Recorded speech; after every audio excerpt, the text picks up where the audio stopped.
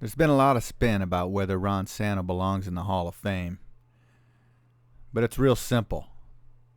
Before Tejada, or Palmeiro, or Sosa, or Ramirez, or A-Rod, or Bonds, or McGuire, or Gloss, or before any of them. Before steroids. Put Santo in the Hall. Did you know that 1,000 asterisks were waved in Shea Stadium in May of 2006?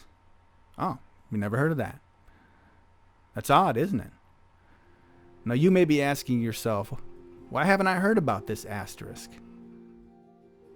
Let me tell you a little story about my trying to reach you, the fan. The Fun Fan Foam Steroid Asterisk. Oh,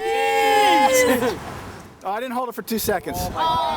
Today, I'm sufficiently convinced, like many other baseball fans, that there were players who decided to secretly take advantage of an illegal drug to enhance their performance.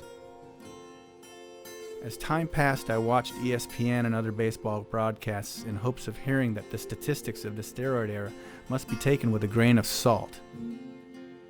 I waited to hear that there is integrity in obeying rules and that those who cheat will in the end not prevail. But to my surprise, I heard mostly silence. Nothing. Crickets.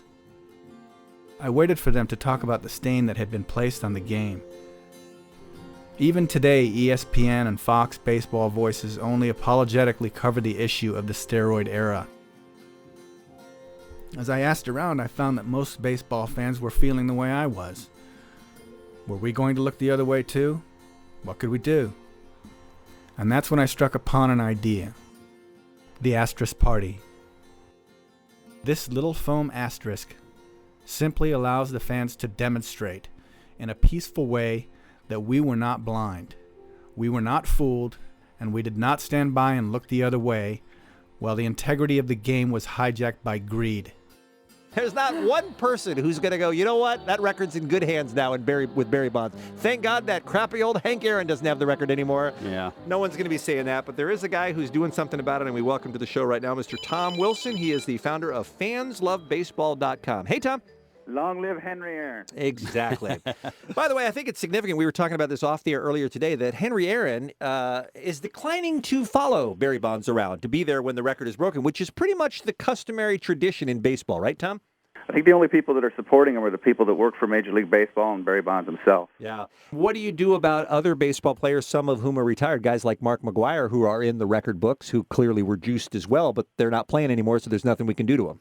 Well, the foam steroid asterisk doesn't just protest Barry Bonds, it protests the steroid era. So that includes everybody, including Bud Selig, Donald Fuhr, everybody who looked the other way while the announcers were saying, oh, the ball's juiced, the ball's juiced. The ball wasn't juiced, the players were juiced. I went to Wrigley Field with some asterisks, and they said, you can't take those in there. I said, wait a minute.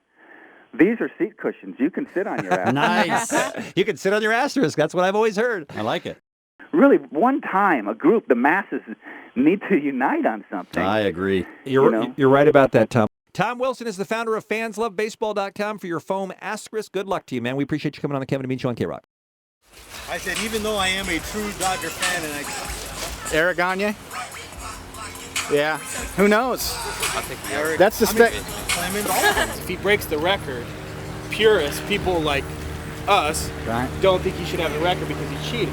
So they want an asterisk by his record to say it was during the steroid era. There were kindred souls who felt like we did. There was a demand to be heard.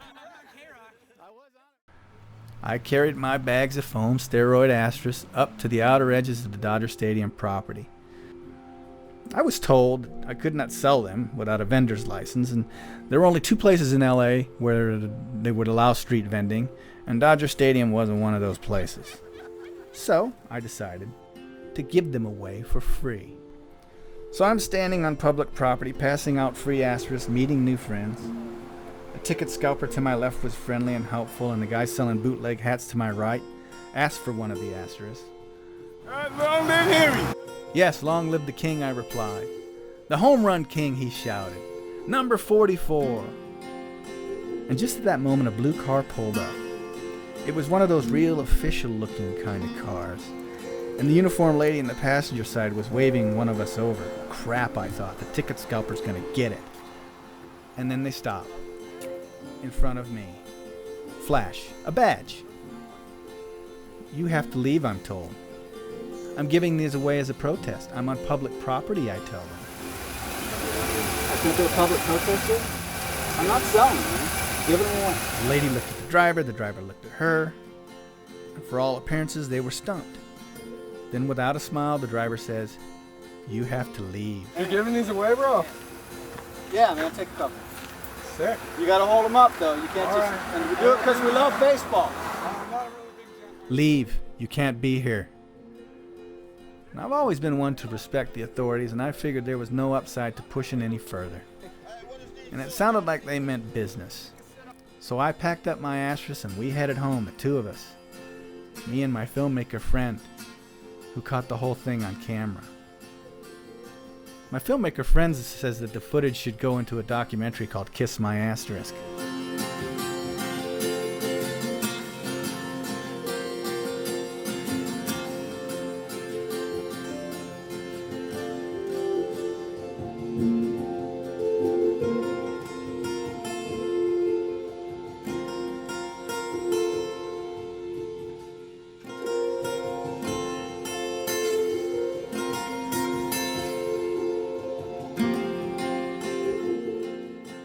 Hi Tom, it's Warren Leonard calling from the Los Angeles Dodgers. I wanted to get back to you with regard to your question about your foam asterisks.